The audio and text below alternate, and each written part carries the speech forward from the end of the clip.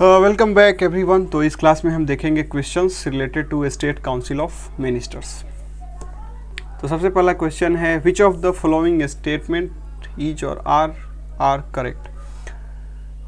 तो निम्नलिखित से आपको बताना है कौन सा स्टेटमेंट करेक्ट है। दो स्टेटमेंट दिया हुआ है। सबसे पहला स्टेटमेंट है the total number of ministers in A state can not be greater than 50% of total seat in legislative assembly. जो सेकेंड स्टेटमेंट है total number of ministers can not be less than 12 including the chief minister. तो हमने देखा था कल की class में कि जो टोटल नंबर ऑफ मिनिस्टर्स होते हैं उनका जो अपर कट ऑफ होता है वो 15% ऑफ होता है total seat in legislative assembly, यानी उससे ज़्यादा ये नहीं हो सकता है। और जो लोअर कट ऑफ था वो नंबर 12 था। 12 से कम मिनिस्टर्स इंक्लूडिंग चीफ मिनिस्टर, यानी कि एक चीफ मिनिस्टर और 11 काउंसिल ऑफ मिनिस्टर्स, उससे कम नहीं हो सकता है। तो ये दोनों के दोनों स्टेटमेंट बिल्कुल करेक्ट है। तो हमारा राइट आंसर होगा ऑप्शन नंबर सी। इसके आगे देखते हैं what is true regarding the rights of the ministers as respect to the legislature. अब जो मिनिस्टर्स को राइट मिलते हैं रिस्पेक्ट टू लेजिस्लेचर के, तो हम देखते हैं उनमें से जो नीचे स्टेटमेंट्स दिया गया है उसमें से कौन सा करेक्ट है कौन सा रॉन्ग है। सबसे पहला स्टेटमेंट है a minister who is a member of one house of the state legislature has the right to speak and to take part in the proceedings of the other house. ये बिल्कुल correct है। हमने देखा था कि चाहे minister वो किसी भी हाउस का हो, वो दूसरे हाउस के प्रोसीडिंग्स में जाके बोल सकता है, उसमें पार्टिसिपेट कर सकता है।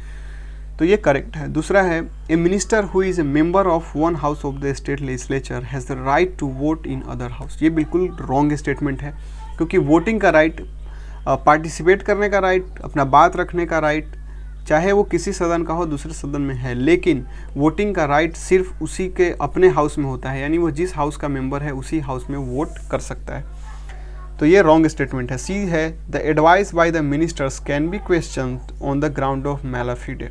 यह भी रॉन्ग है। जो एडवाइस देता है मिनिस्टर गवर्नर को, उसको आप उस पर क्वेश्चन नहीं कर सकते, उसको आप कोर्ट पे नहीं ले जा सकते किसी भी ग्राउंड पे। और जो ऑप्शन डी है both A and B are correct. तो बी तो करेक्ट है नहीं, तो सिर्फ एक ही स्टेटमेंट करेक्ट है। ऑप्शन नंबर ए हमारा राइट आंसर होगा। अब आते हैं नेक्स्ट क्वेश्चन पे।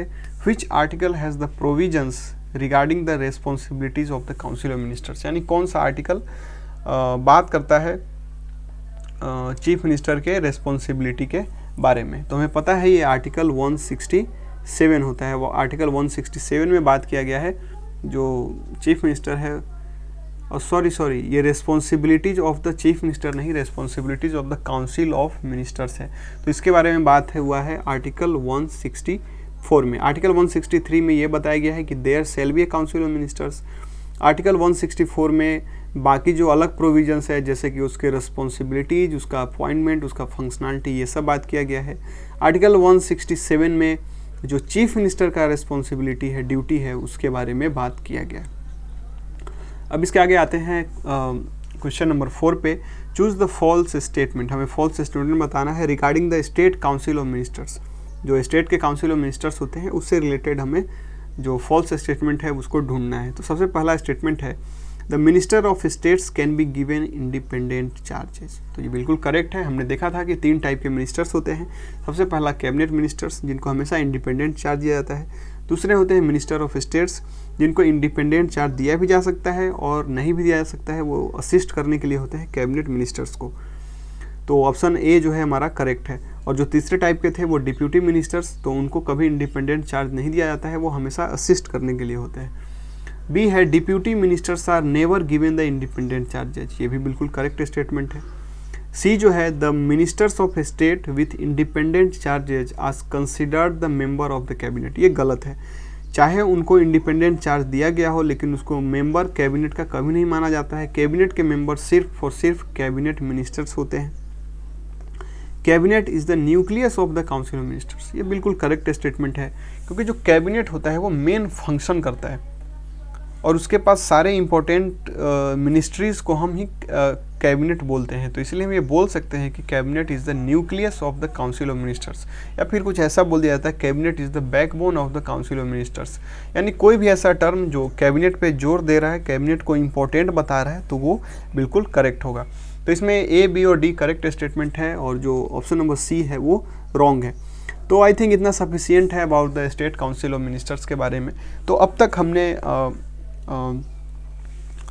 प्रेसिडेंट को पढ़ा, फिर उसी के पैरेलल में हमने गवर्नर को पढ़ा, फिर वाइस प्रेसिडेंट को पढ़ा, फिर हमने देखा कि पैरेलल में कोई वाइस गवर्नर होता नहीं है, फिर प्राइम मिनिस्टर को पढ़ा, फिर चीफ मिनिस्टर को, फिर काउंसिल ऑफ मिनिस्टर्स को, और फिर स्टेट काउंसिल ऑफ मिनिस्टर्स को। तो आई होप अब आपको एक अच्छा अंडरस्टैंडिंग मिल रहा होगा कि कैसे प्रेसिडेंट काम करता है, कैसे गवर्नर फंक्शन करते हैं, क्या रिस्पॉन्सिबिलिटी होता है प्राइम मिनिस्टर का, चीफ मिनिस्टर का, या बाकी जो मिनिस्टर्स होते हैं। तो अब नेक्स्ट क्लास में अब मैं एक कंपैरिजन वीडियो लाऊंगा जो स्पेशली आर्टिकल्स के लिए होगा। इसमें हम आर्टिकल को याद करने की कोशिश करेंगे और उसको मेमोराइज करने की कोशिश करेंगे, क्योंकि क्या होता है कि कॉन्सेप्ट तो आपके दिमाग में रह जाता है, लेकिन आर्टिकल्स को याद करना मुश्किल होता है, क्योंकि वो नंबर होता है और नंबर को याद करना थोड़ा मुश्किल है। और एक साथ अगर 30-40 नंबर्स आ जाए तो उसको हम याद करने की कोशिश करेंगे और कुछ वहाँ पे ट्रिक्स भी बनाएंगे ताकि उसको दिमाग में रखा जा सके। तो चलिए मिलते हैं नेक्स्ट क्लास में।